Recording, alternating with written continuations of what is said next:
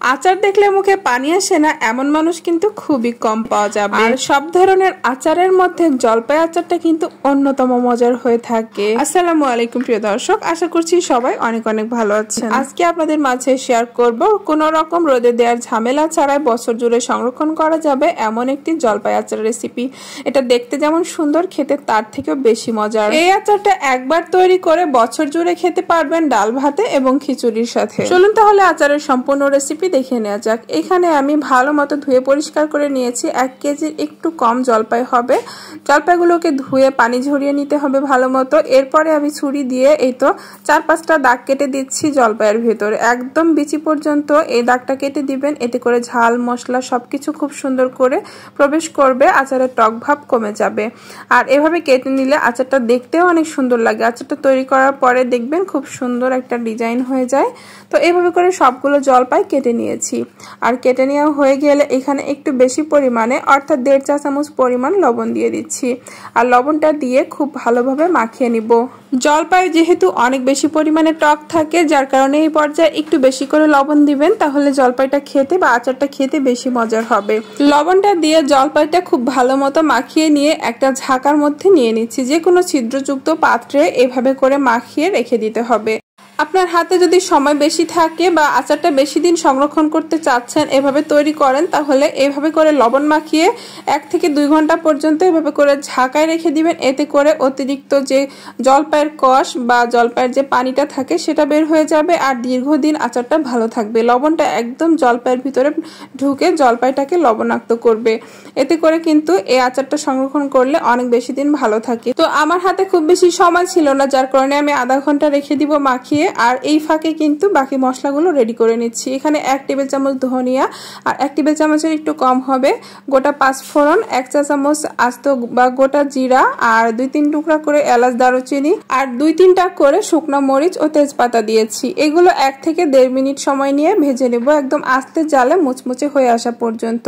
এটা একদম ভেজে লাল লাল করে ফেলা যাবে না, তাহলে কিন্তু আচারের মশলাটা তেতো লাগবে। তাই এটা খুব অল্প আঁচে নেড়ে চেড়ে একটু সুন্দর একটা ঘ্রাণ বের হবে আর একটু মুচমুচে হয়ে হালকা একটু কালার পরিবর্তন হবে। ঠিক সেই সময়ে চুলা থেকে নামিয়ে এটাকে ঠান্ডা করে আধা ভাঙা করে গুঁড়ো করে নিতে হবে। সেটা আপনি পাটায়ও করতে পারেন, গ্রাইন্ডারও করতে পারেন। একদম মিহি না করে আধা ভাঙা করে গুঁড়ো করে নেবেন, এতে করে আচারটা খেতে ভালো লাগবে। তো আমার ভাজা হয়ে গেছে, নামিয়ে নিচ্ছি। আর এদিকে দেখুন জলপাইটা ভিজিয়ে রেখেছিলাম লবণ পানিতে, এই তো কিছুটা কষ বের হয়েছে। আর জলপাইটা লবণ পানিতে অনেক সুন্দরভাবে ভিজে রয়েছে, তো টাইম দিলে কিন্তু আরো বেশি পানি বের হতো। আর সুন্দরভাবে লবণটা জলপাইয়ের ভিতরে প্রবেশ করেছে, এতে করে জলপাইটাও কিছুটা সফট হয়ে আসে। তো এরপরে চলে যাচ্ছি আচারের মূল রেসিপিতে। চুলায় একটি প্যান বসিয়ে দিয়েছি আর এখানে দিয়ে দিচ্ছি সরিষার তেল। 1 কেজির একটু কম জলপাইয়ের জন্য আমি এখানে 1 কাপ ভর্তি করে দিয়ে দিচ্ছি সরিষার তেল। মেজারমেন্ট কাপের 1 কাপ। যেহেতু আচারটা আমি তেলে ডুবানো আচার তৈরি করছি, সেহেতু তেলটা একটু বেশি দিতে হবে। আর আপনি যদি আচারটা সংরক্ষণ করতে না চান, সেক্ষেত্রে কম তেল দিয়েও কিন্তু হয়ে যাবে। এরপরে তেলটা গরম হতে দিয়ে দিচ্ছি 1 চা চামচ 5 ফোড়ন।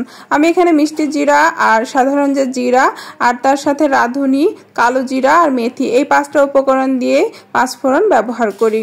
বেশ কিছু রসুনের কোয়া দিয়ে দিয়েছি। আচারে রসুনটা অনেক বেশি ভালো লাগে, রসুনটাও ভালো লাগে, আচারটাও ভালো লাগে। 3-4টা শুকনো মরিচ মাঝখান দিয়ে ভেঙে দিয়ে দিলাম।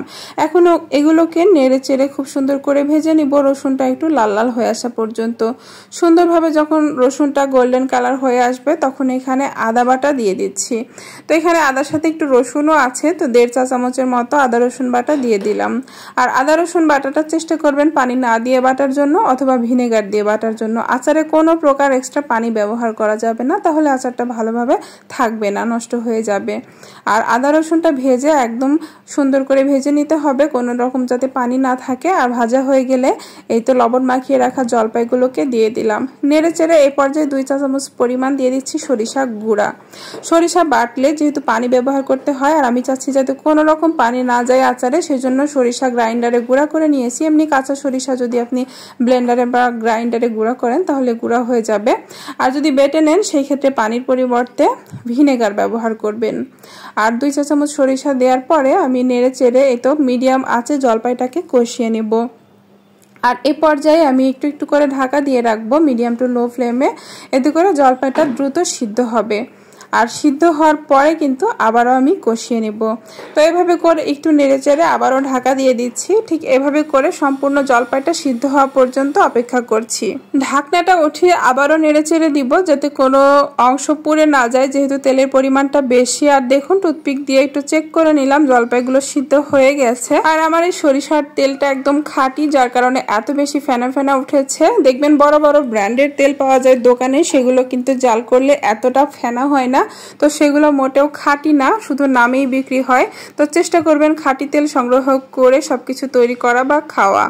তো এই তো এই পর্যায়ে দিয়ে দিচ্ছি আমি চিনি এবং গুড় মিলিয়ে 1 কাপের একটু বেশি হবে। 1 কেজি জলপাইয়ের জন্য 1 কাপের একটু বেশি মিষ্টি ব্যবহার করলে হয়। তো চিনিটা একটু বেশি দিলাম আর গুড়টা 1/2 কাপের একটু কম দিলাম। এতে করে কালারটা খুব সুন্দর হয় খেজুরের গুড়ের কারণে। এই পর্যায়ে আধা চা চামচ করে দিয়ে দিচ্ছি হলুদের গুঁড়া, মরিচের গুঁড়া ও ধনিয়া গুঁড়া। এতে করে কালারটা খুব সুন্দর হবে আর এই কাঁচা গুঁড়া ব্যবহারে কিন্তু টেস্টটাও একটু আলাদা আসবে। তো এরপরে আমি হালকা আঁচে নেড়ে চেড়ে এখানে দিয়ে দিব হোয়াইট ভিনেগার বা সাদা সিরকা। আর এখানে 1 কেজি জলপাইয়ের জন্য 1/4 কাপ ভিনেগার ব্যবহার করেছি। এতে করে আচারটা দীর্ঘদিন সংরক্ষণ করা যাবে আর টেস্টেও পরিপূর্ণতা আসবে। আচার দীর্ঘদিন সংরক্ষণ করতে চাইলে অবশ্যই ভিনেগারটা অ্যাড করবেন। আর যদি অল্প দিনই শেষ করে ফেলবেন এমন হয় তাহলে ভিনেগার না দিলেও হবে। আর এই পর্যায়ে 1.5 চা চামচ দিয়ে দিলাম আচারের মশলা। প্রথমে যে মশলাটা ভেজে গুঁড়ো করে রেখেছিলাম সেই মশলাটা। আর এই পর্যায়ে দিয়ে দিচ্ছি আধা চা চামচ পরিমাণ বিট লবণ। বিট লবণটা যদি বাসায় থাকে অবশ্যই অ্যাড করবেন, এতে করে আচারটা খেতে আরো বেশি মজার হয়ে যাবে। আর এই বিট লবণ দেওয়ার পর এই পর্যায়ে খুবই সুন্দর একটা ঘ্রাণ বের হচ্ছিল। আপনারা থাকলে অবশ্যই অ্যাড করবেন। আর যে স্বাভাবিক লবণটা সেটা তো প্রথমেই অ্যাড করেছি জলপাইয়ের সাথে, তাই আর দিচ্ছি না। তো এভাবে করে বেশ কিছুক্ষণ মিডিয়াম আঁচে জাল করতে থাকবেন। এতে করে দেখবেন জলপাইটাও খুব সুন্দর সফট থাকবে, অতিরিক্ত পানিটাও শুকিয়ে যাবে আর সুন্দর একটা কালার আসবে। আমার এই জলপাই আচারটা প্রায় রেডি হয়ে গেছে, আর কিছুক্ষণ জাল করলেই কিন্তু হয়ে যাবে। তো লাস্টের দিকে অল্প আছে এভাবে করে রেখে রেখে অতিরিক্ত পানিটা শুকিয়ে নিতে হবে জলপাইয়ের। তো নামানোর আগে আমি আরও 1 চা চামচ পরিমাণ সেই যে গুঁড়ো করে রাখা আচারের মশলাটা দিয়ে দিচ্ছি। আর এই মশলাটা আমি সম্পূর্ণ ব্যবহার করিনি, কিছুটা রয়ে গিয়েছে। তো খুব বেশি মশলা আসলে লাগে না, সব কিছু অল্প অল্প করে অ্যাড করলে দেখবেন খুব সুন্দর একটা ঘ্রাণ হচ্ছে আর দেখতে কতটা লোভনীয় লাগছে দেখে নিশ্চয়ই বুঝতে পারছেন। আর এই আচারটা দীর্ঘদিন সংরক্ষণ করে খাওয়া যায়, খিচুড়ির সাথে এবং ডাল ভাতের সাথে খেতে অসম্ভব মজা লাগে। তো আচারটা একদম রেডি হয়ে গেছে, আমি পরিবেশন করে নিচ্ছি। আচারটাকে সম্পূর্ণ ঠান্ডা করে কাচের বয়মে সংরক্ষণ করতে পারবেন 1 বছর পর্যন্ত। আর বয়মে রাখার পরে উপরটা যাতে তেলে ডুবে থাকে সেরকম ভাবে রেখে দিবেন, তাহলে নষ্ট হবে না।